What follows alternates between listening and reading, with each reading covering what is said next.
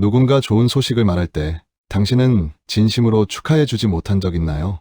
입으론 축하해라고 말하지만 가슴 한편에선 묘한 감정이 올라옵니다. 질투도 아니고 시샘도 아닌 뭔가 나만 뒤처진 것 같은 기분.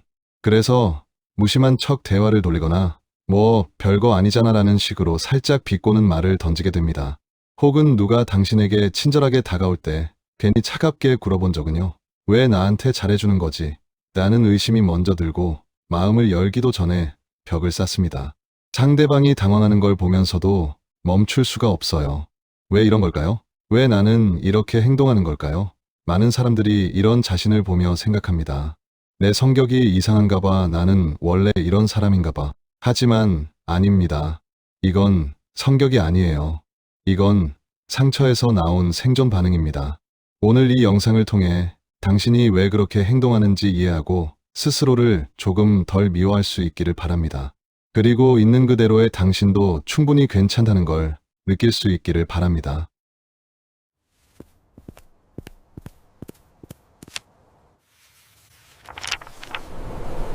자격지심이라는 말 들어보셨죠? 보통 사람들은 이걸 자신감이 없는 것이라고 생각합니다. 하지만 실제로는 훨씬 더 깊은 감정이에요. 자격지심은 자신감 부족이 아닙니다. 이건 내 부족함이 들킬까봐 무너질 것 같은 두려움입니다. 상상해 보세요. 당신이 유리로 된 집에 살고 있는데 사람들이 언제든 안을 들여다볼 수 있다고 느낀다면 당신은 커튼을 치거나 아예 밖에 나가지 않으려 할 겁니다. 자격지심도 똑같아요. 나의 약점이, 부족함이, 실패한 모습이 보일까봐 먼저 방어벽을 칩니다. 그래서 상처받기 전에 먼저 공격합니다. 거절당하기 전에 먼저 거리를 둡니다. 무시당하기 전에 먼저 무관심한 척합니다. 이게 바로 자격지심의 핵심입니다. 보호하려는 겁니다. 이미 너무 많이 다친 마음을요. 그렇다면 이 두려움은 어떤 모습으로 나타날까요? 먼저 수동공격이라는 방식이 있습니다. 이건 직접 화를 내거나 싸우는 게 아니라 돌려서 불편함을 표현하는 거예요. 예를 들어 친구가 약속 시간에 늦었을 때 괜찮아, 뭐라고 말하면서 하루 종일 차갑게 대한다거나 상사가 무리한 부탁을 했을 때 네, 알겠습니다 라고 말하고는 일을 미적미적 미루는 식이죠. 말로는 괜찮다고 하지만 행동으로는 괜찮지 않다는 신호를 보냅니다. 왜 이렇게 할까요? 솔직하게 나 화났어, 나 속상해 라고 말할 용기가 없기 때문입니다.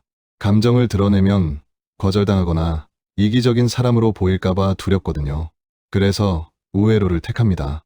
비꼬는 말투, 의미심장한 침묵, 은근한 거리두기. 이 모든 게 나 힘들다는 신호인데 정작 본인도 그걸 제대로 인식하지 못할 때가 많아요. 그리고 과잉방어라는 것도 있습니다. 누가 살짝만 지적해도 왜 나한테만 그래? 넌 완벽해 하면서 과하게 반응하는 거죠. 작은 비판도 전면적인 공격처럼 느껴지니까 생존 본능처럼 튀어나옵니다. 친구가 요즘 연락 없더라 라고 말했을 뿐인데 바쁜 거 모르냐며 화를 낸다거나 연인이 오늘 좀 피곤해 보여 라고 했을 뿐인데 내가 뭘 잘못했다는 거야? 라고 받아칩니다. 이 모든 행동의 공통점은 하나예요. 솔직해질 용기가 없어서 택한 우회로라는 것. 그런데 왜 우리는 솔직해지는 게 이렇게 무서운 걸까요? 많은 경우 어린 시절로 거슬러 올라갑니다. 꼭 심각한 트라우마가 있어서가 아니에요. 아주 작고 일상적인 순간들이 쌓여서 만들어진 감정이죠. 비교당했던 기억. 왜 넌 언니처럼 못하니? 옆집 애는 벌써 이것도 하던데.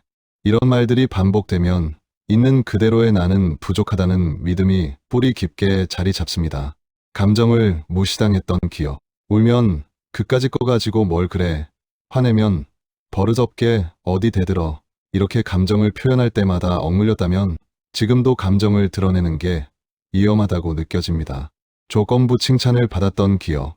1등 하니까 기특하네. 이럴 땐 참 예쁘다. 뭔가를 이뤘을 때만 사랑받았다면 지금도 나 자체로는 충분하지 않다고 믿게 됩니다. 이런 경험들이 지금의 당신을 만들었어요. 상처받지 않기 위해 먼저 방어하는 사람으로. 그런데 여기서 가장 중요한 이야기를 해야겠습니다. 이 모든 행동은 잘못이 아닙니다. 이건 당신이 살아남기 위해 선택한 방식이었어요. 어린 시절 당신은 작고 약했습니다. 어른들의 말과 시선이 세상의 전부였죠. 그 환경에서 살아남기 위해, 상처받지 않기 위해 당신은 최선의 전략을 선택했습니다. 비꼬는 것도, 거리를 두는 것도, 과하게 방어하는 것도, 그건 당신이 나쁜 사람이어서가 아니에요. 그게 그때 당신이 할 수 있었던 최선이었던 겁니다. 그리고 그 전략은 실제로 효과가 있었어요. 당신은 그렇게 버텼습니다. 무너지지 않고 여기까지 왔어요. 하지만 이제는 어른이 되었습니다. 예전처럼 무력하지 않아요. 환경도 달라졌고 선택권도 생겼습니다. 그런데 여전히 그때의 방식으로 살고 있다면 그건 과거가 현재를 지배하고 있는 겁니다. 이걸 깨닫는 것만으로도 충분해요. 당신은 이미 변화의 첫걸음을 내디딘 겁니다. 바뀌어야 한다고 말하지 않겠습니다. 더 노력하라고 다그치지도 않을게요. 다만 이것만은 기억해 주세요. 당신이 지금까지 보여준 모든 반응은 당신이 얼마나 오래, 얼마나 힘들게 버텨왔는지를 보여주는 증거입니다. 당신은 이미 충분히 강했어요. 충분히 견뎠습니다. 이제는 그 강함을 다른 방식으로 써도 괜찮습니다. 조금씩, 천천히, 당신의 속도로. 방어벽을 조금 낮춰봐도 무너지지 않습니다. 솔직해져도 거절당하지 않을 수 있어요. 있는 그대로의 당신도 충분히 사랑받을 자격이 있으니까요. 심리학자 칼 로저스는 이렇게 말했습니다. 이상한 역설이지만 나 자신을 있는 그대로 받아들일 때 비로소 나는 변화할 수 있다. 당신을 바꾸려 하지 마세요. 먼저 이해하고 받아들이세요. 변화는 그 다음에 자연스럽게 따라옵니다. 이 영상이 조금이라도 위로가 되었다면 좋아요와 구독 부탁드립니다. 당신의 마음이 조금이라도 가벼워지길 바라며 다음 영상에서 또 만나요.